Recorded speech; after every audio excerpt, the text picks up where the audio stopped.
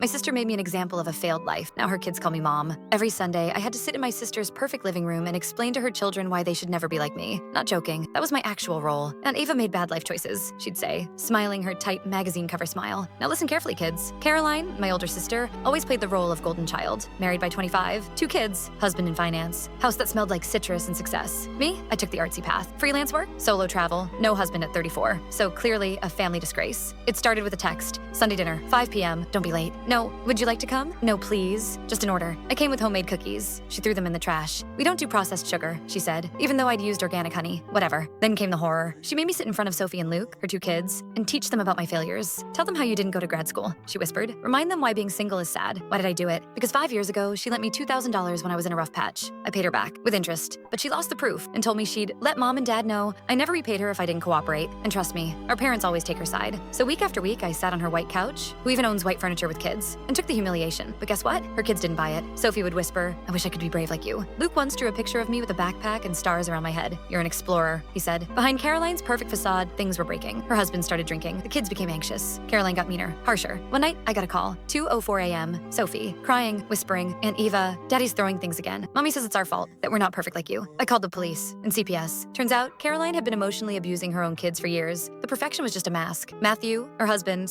had become violent. The kids needed emergency placement. I had a spare room, I had peace, I had love. I got temporary custody, then permanent. Now Sophie and Luke live with me. They chose to call me mom, not because I asked, but because they wanted to. The day the papers were finalized, Caroline showed up. She stood on the sidewalk, watching through the window, silent. Sophie and Luke were with me. Luke pressed his hand to the glass, grinning. Mom, look, I got a B-. We celebrated with cake. Caroline stood there for almost an hour, watching the sister she tried to shame become the mother she failed to be.